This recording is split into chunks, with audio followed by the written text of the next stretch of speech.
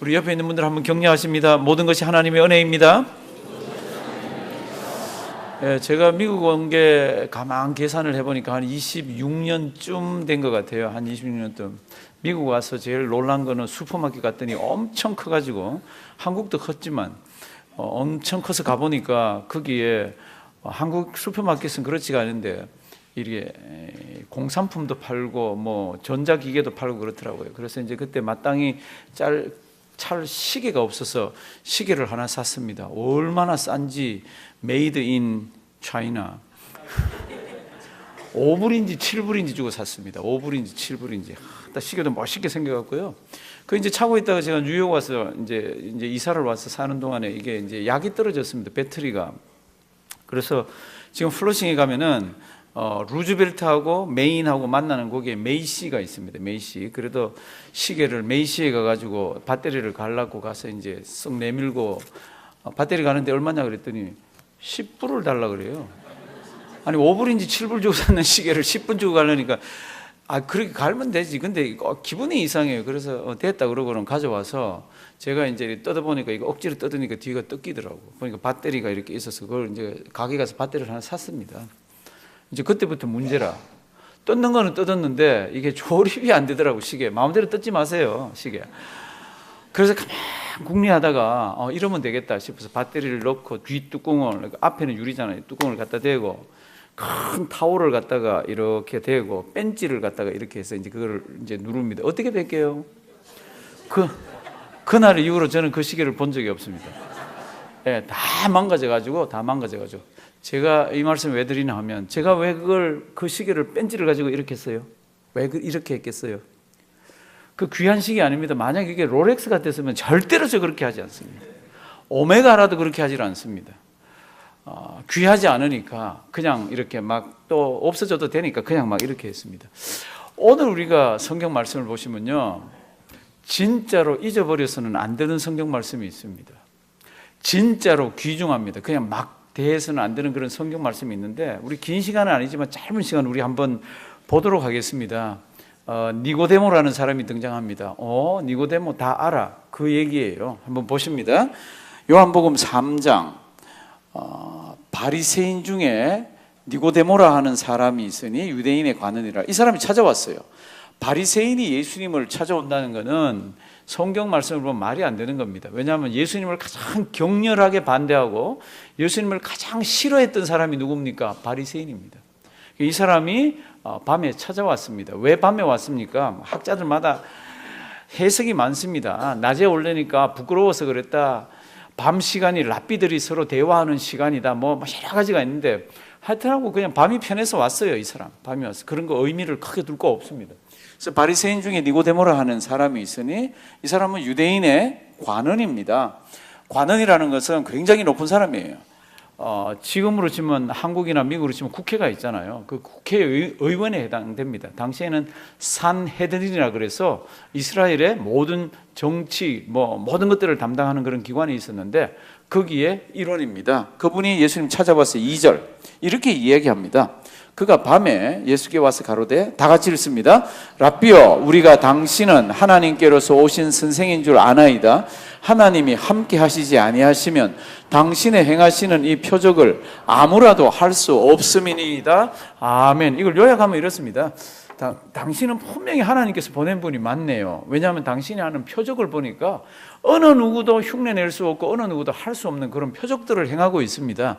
그러니까 당신은 분명히 하나님께서 보낸 분입니다. 이렇게 얘기합니다. 그러면 예수님이 뭐라 그래야 되겠어요? 3절이 예수님이 대답이 있는데 뭐라고 대답해야 되겠습니까? 그렇지나 하나님께로서 왔지. 아니면 다르게 하여튼 하고 거기에 대한 말을 이어가야 될 거 아니에요. 3절은 완전히 다른 이야기를 합니다.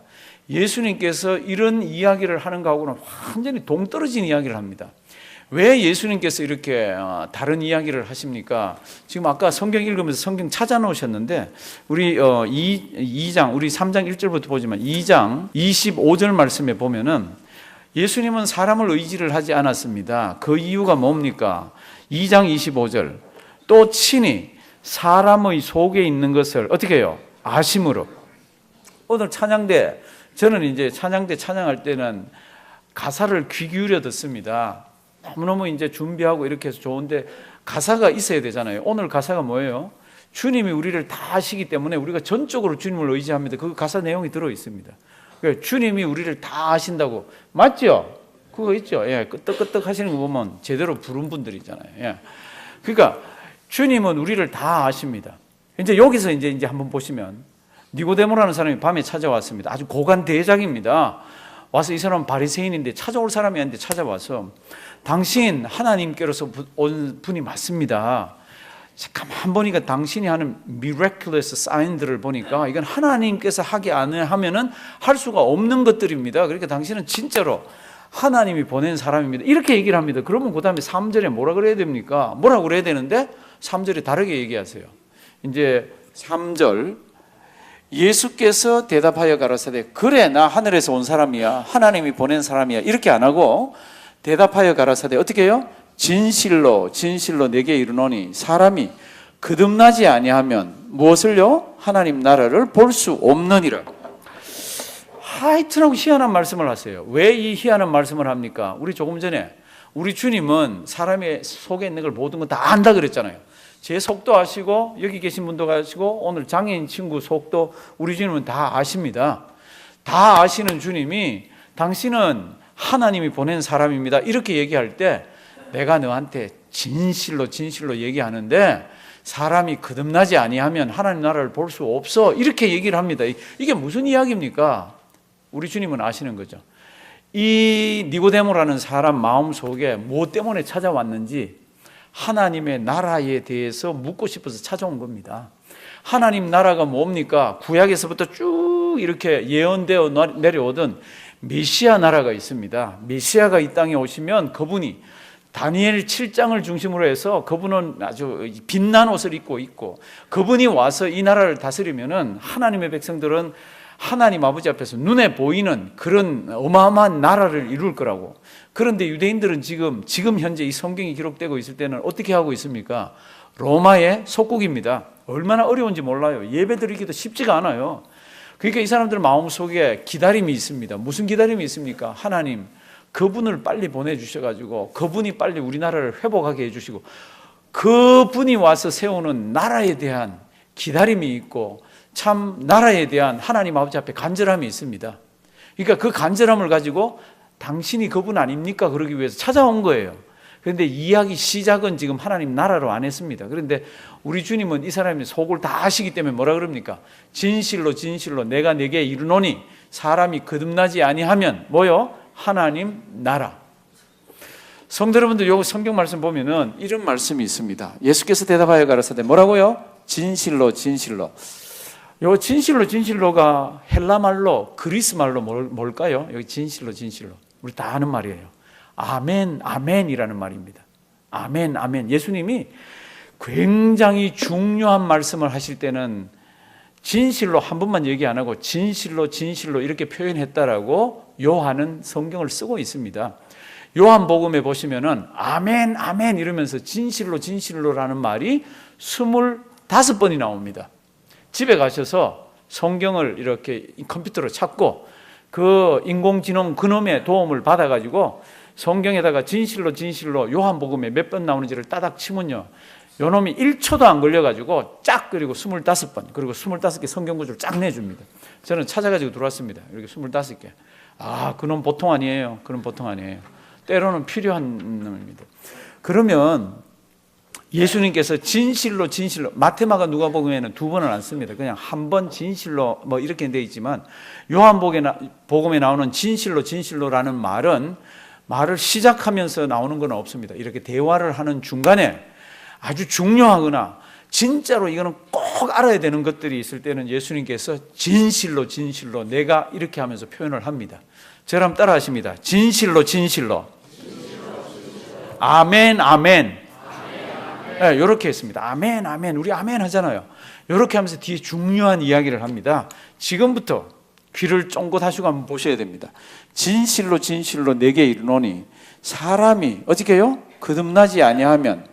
지금 하나님 나라가 언제 임할지, 하나님 나라가 어떻게 임할지, 하나님 나라가 임한다면 누가 어떻게 할지 지금 그게 너무너무 나도 관심이 많은데 예수님 대답은 딴 거예요.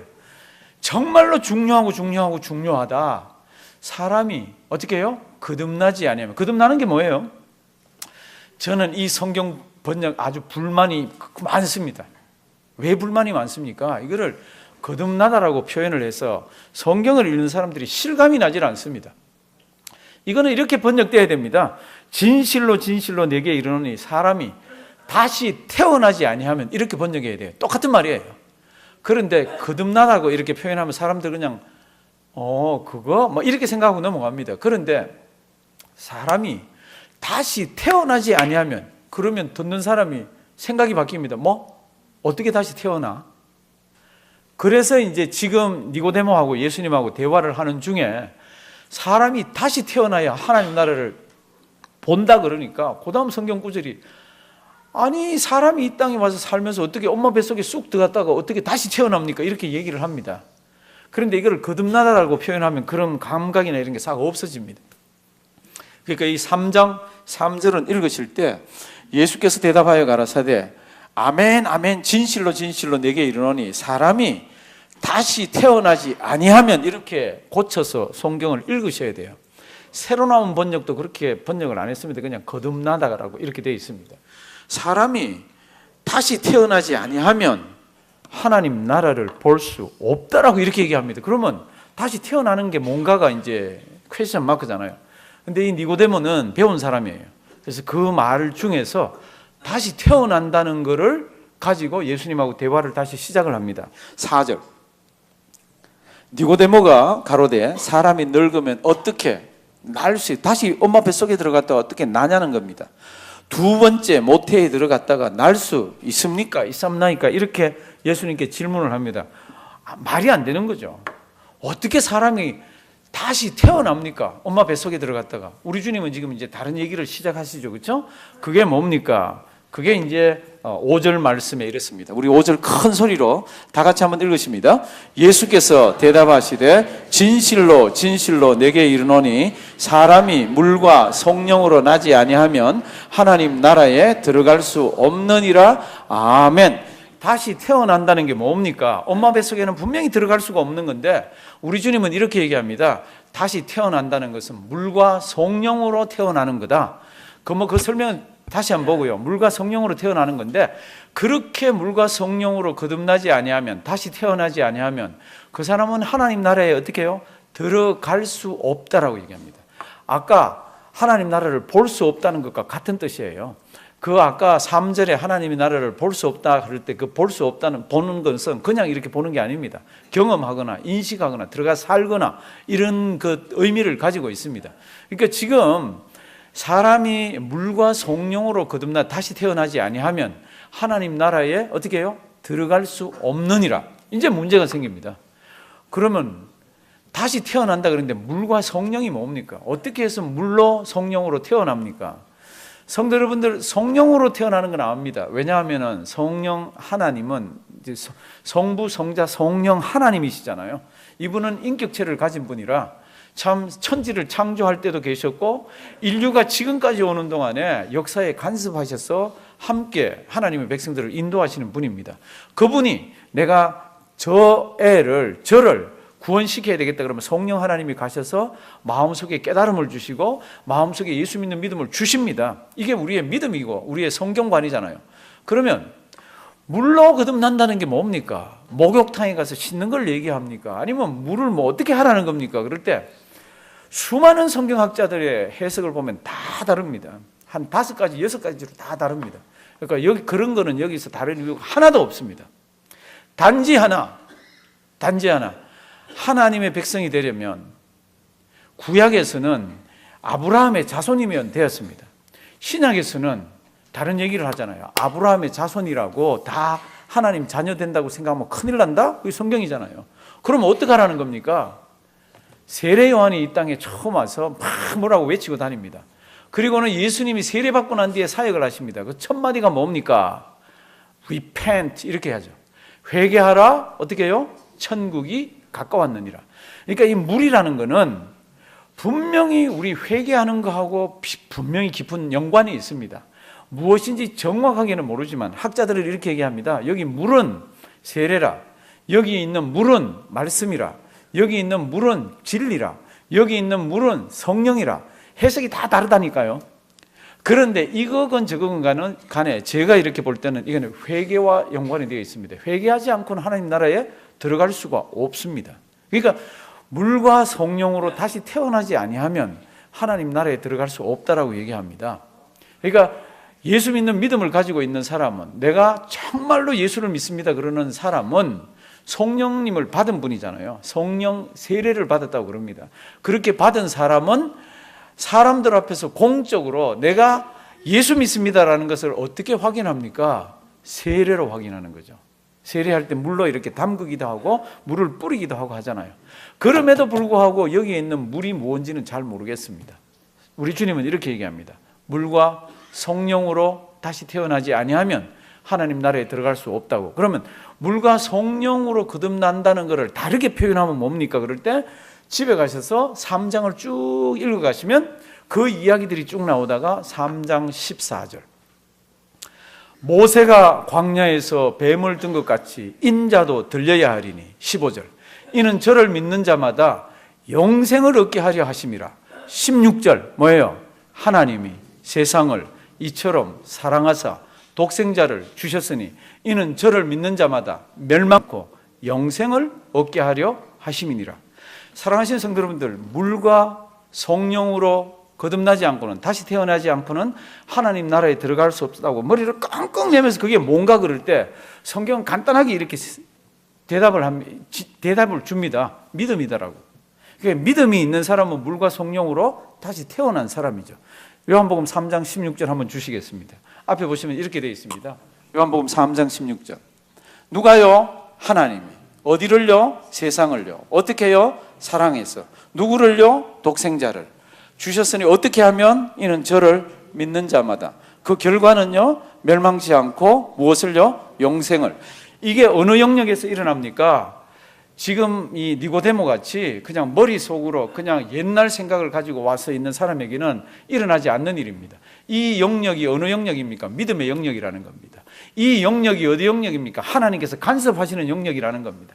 이 영역이 어디 영역입니까? 우리 인간의 무엇으로는 이해하거나 이거를 수용할 수 없는 그런 영역이라는 겁니다. 그래서 하나님께서 이 세상을 너무 사랑해서, 그런데 이 세상은 죄 덩어리잖아요. 더럽기 짝이 없잖아요. 그 세상을 너무나도 사랑해서 누구를 보냈습니까? 독생자를 보냈습니다. 옛날에는 짐승을 잡아서 피를 흘리고 죄사함을 받고 하는 수없이 반복되는 그런 역사가 있었는데, 이제는 독생자가, 하나님이 사람 몸을 입고 이 땅에 오셔서 그를 믿기만 하면 멸망치 않고 영생을 얻는다고 지금 이 말씀을 우리에게 주고 계십니다. 이게 뭡니까? 이 믿음 가진 자가 물과 성령으로 다시 태어난 자입니다.